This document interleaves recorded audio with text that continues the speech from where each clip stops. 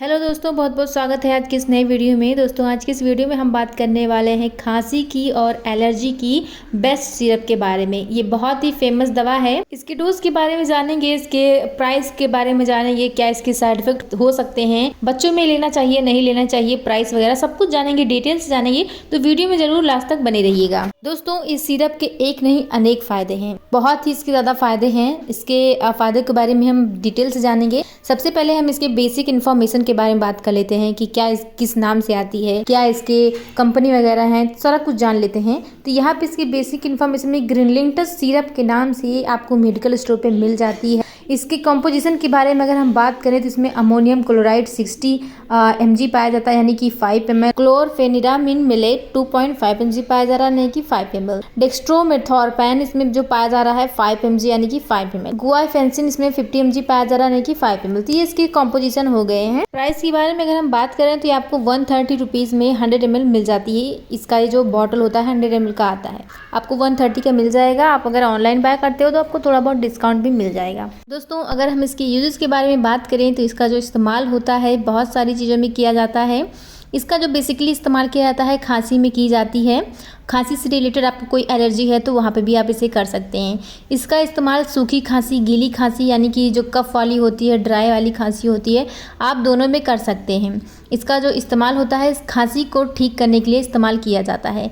उससे रिलेटेड आपको कुछ और चीज़ों में आप इसका इस्तेमाल कर सकते हैं। आपको कफिंग हो, फ्लू हो, पित्ती हो, धूल से एलर्जी हो, सूखी खांसी हो, ये सारी चीज़ें हैं तो आप इसमें भी इस्तेमाल कर सकते हैं। आपको सूखी खांसी आ रही हो, एलर्जी हो, तो यहाँ पे भी आप कर सकते हैं। बट बेसिकली इसका जो इस्तेमाल होता है खांसी रोकने के लिए की जाती है। आप किसी भी ड्राई या कफ दोनों वाले खांसी में कर सकते हैं। चलिए यहाँ पे इसके डोज के बारे में बात कर लेते हैं। इसका जो डोज होता है हमेशा पेशेंट के ऊपर डिपेंड होता है, आपको किस तरीके की खांसी आ रही हो।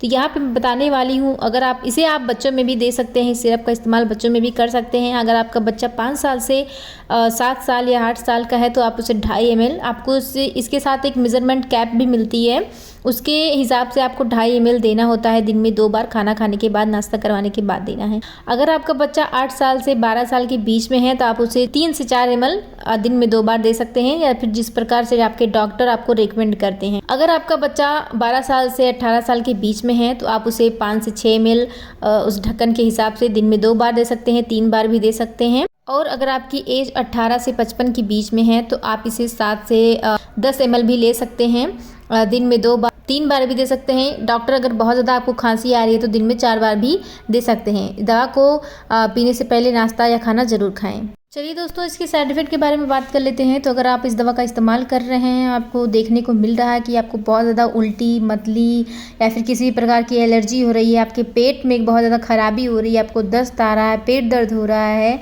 सिर दर्द बहुत ज़्यादा सर में बना हुआ है, तो ये सारी समस्याएं अगर आपको बनी हुई हैं तो इस सिरप का इस्तेमाल ना करें, वहीं पे स्टॉप कर दें, डॉक्टर की सलाह लें, उसके बाद ही आगे बढ़ाएं। इसके कुछ सावधानियों के बारे में हम बात कर लेते हैं। बहुत सारे लोग पूछते हैं कि क्या इसे प्रेगनेंसी में दे सकते हैं। प्रेगनेंसी में दे सकते हैं, लेकिन इसे लेने से पहले डॉक्टर की सलाह बिल्कुल लें कि कितनी मात्रा में इसे लेना होता है। इस दवा का इस्तेमाल आप तब ना करें जब आप ड्राइविंग कर रहे हों। इस दवा का इस्तेमाल अगर आप कोई भी तरीके की दवा खा रहे हैं पहले से, हार्ट रिलेटेड या फिर एपिलेप्सी हो, यानी कि मिर्गी जिसे कहते हैं, या आपको कोई लंग्स डिजीज़ हो, या फिर आपको ग्लाकोमा हो, यानी आँख से रिलेटेड कोई दिक्कत हो, आपको यूरिनेशन करते समय कोई दिक्कत हो रही हो, जलन हो रही हो, अगर इस सारी चीज़ों की दवा कर रहे हैं, आप साइकेट्रिक ट्रीटमेंट करवा रहे हैं, तो इस दवा का इस्तेमाल करने से पहले डॉक्टर की सलाह जरूर से ज़रूर लें। दोस्तों यही था वीडियो जिसके बारे में हमने यहाँ पे बात की। इस सिरप के बारे में यहाँ पे हमने सब कुछ जाना। आई होप आपको वीडियो समझ में आया हो। अगर समझ में आया हो तो प्लीज़ वीडियो को लाइक कर दीजिएगा। चैनल पे नए हैं तो ज़रूर सब्सक्राइब करें, बेल आइकन ज़रूर प्रेस करें। मिलते हैं नेक्स्ट वीडियो में, तब तक अपना ख्याल रखें, जो कि बहुत ज़्यादा ज़रूरी है। Bye bye.